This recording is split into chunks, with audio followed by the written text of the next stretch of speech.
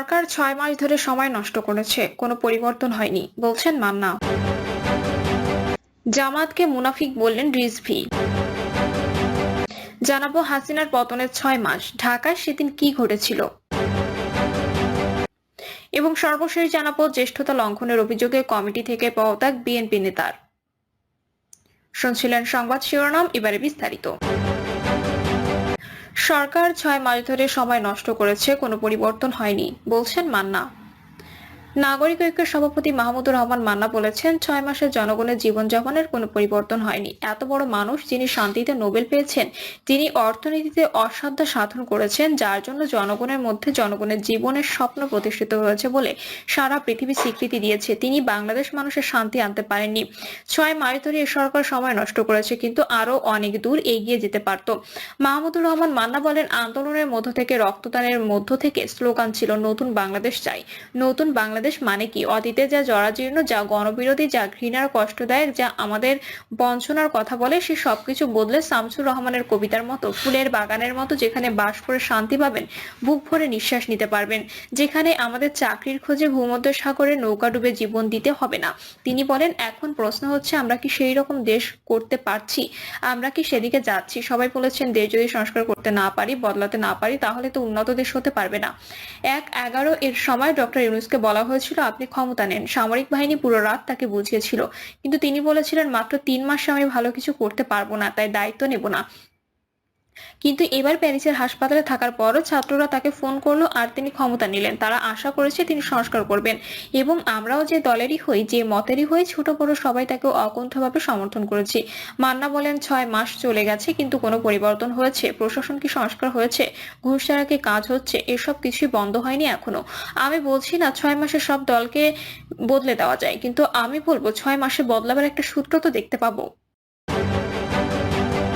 জামায়াতকে মুনাফিক বললেন রিজভী।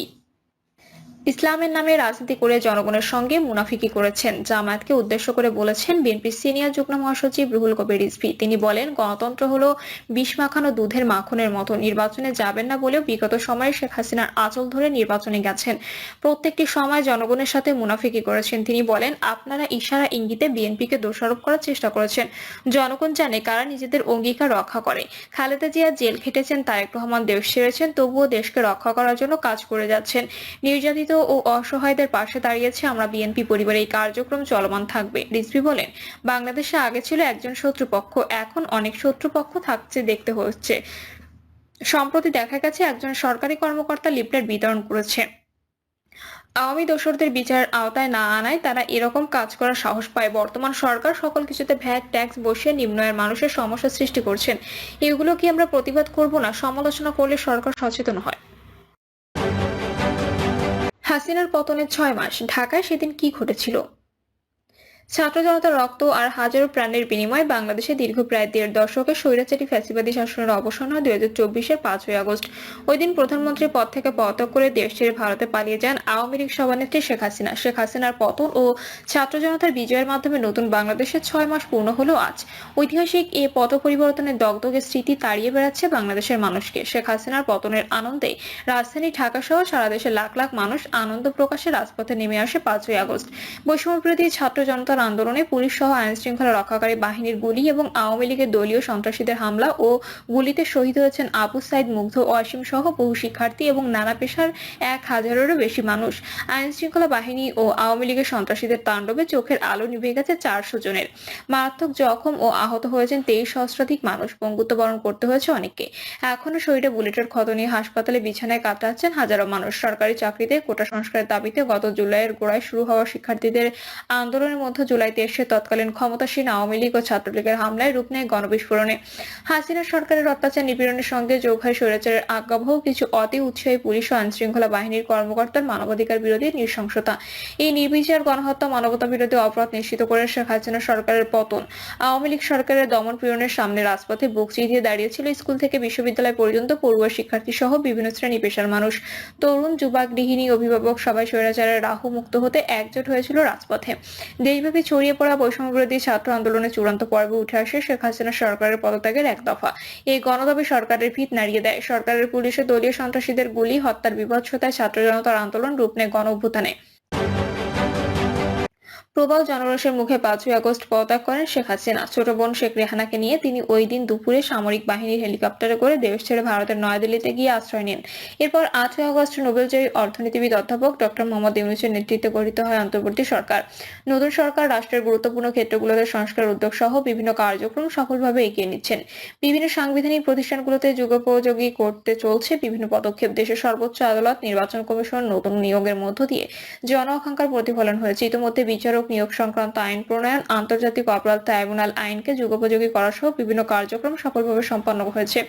বৈষম্য বিরোধী ছাত্র জনতার আন্দোলন নির্মূলে পরিচালিত গণহত্যা ও মানবতা বিরোধী অপরাধের বিচার কার্যক্রম শুরু হয়েছে আন্তর্জাতিক অপরাধ ট্রাইব্যুনালে। কোটা সংস্কার থেকে পরবর্তীতে সরকার পতনে ছাত্র জনতার একদফা আন্দোলন তা নির্মূলে পুলিশ সহ আইন শৃঙ্খলা রক্ষাকারী বাহিনীর গুলি ও আওয়ামী লীগের সশস্ত্র সন্ত্রাসীদের হামলায় একের পর এক প্রাণহানির কারণে গণবিস্ফোরণ রূপ নেয়। অভিনব সব কর্মসূচি দিয়ে বৈষম্য বিরোধী ছাত্র আন্দোলনের ব্যানারে সরকার নামানোর আন্দোলনে ঝাঁপিয়ে পড়েন শিক্ষার্থীরা। কেন্দ্রের শহীদ মিনার থেকে ঘোষণা করা হয় সরকার পতনের এক দফা দাবি। শুরু হয় ছাত্র জনতার সর্বাত্মক অসহযোগ। ক্ষমতা কুক্ষিগত করে রাখতে গিয়ে নির্বিচারে গুলি চালিয়ে মানুষ হত্যার দায়ে সাবেক প্রধানমন্ত্রী শেখ হাসিনা ও তার মন্ত্রিসভার সদস্য উপদেষ্টা আওয়ামী লীগের অনেক এমপির বিরুদ্ধে নিহতদের পরিবার হত্যা মামলা দায়ের করেছে।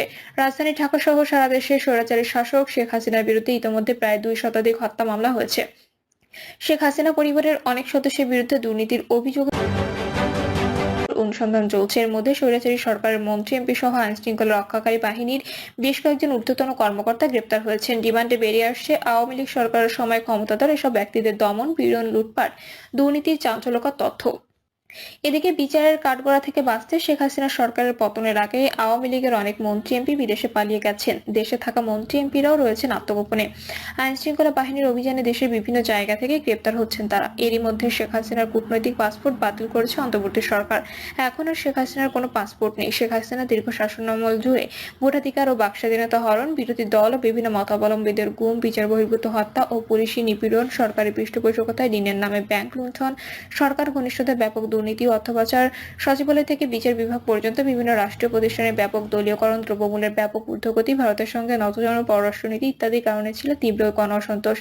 গণমাধ্যমের উপর একচেটিয়া আধিপত্য প্রতিষ্ঠা করে মুক্তিযুদ্ধের চেতনা, অর্থনৈতিক প্রবৃদ্ধির বানোয়াট পরিসংখ্যান আর বিভিন্ন দৃশ্যমান অবকাঠামো উন্নয়ন কেন্দ্রিক প্রচারণার মাধ্যমে দুঃশাসনকে আড়াল করার চেষ্টা করা হয়েছে। শেখ হাসিনার শাসনামলে রীতিমতো আইন করে মত প্রকাশের স্বাধীনতা হরণ করা হয়। এসব কারণে শেখ হাসিনা সরকারের বিরুদ্ধে জনগণের ক্ষোভ বারুদের বিশাল স্তূপের মতো জমা হচ্ছিল। শেখ হাসিনার নেতৃত্বাধীন আওয়ামী লীগ সরকার বিরোধী দলের আন্দোলন ও ভিন্নমত দমনের জন্য গুমের মতো মানবতা বিরোধী অপরাধে লিপ্ত ছিল। গত 1.5 দশকে বিভিন্ন আইন শৃঙ্খলা রক্ষাকারী বাহিনীর পরিচয়ে বাসা, অফিস কিংবা রাস্তা থেকে মানুষকে তুলে নিয়ে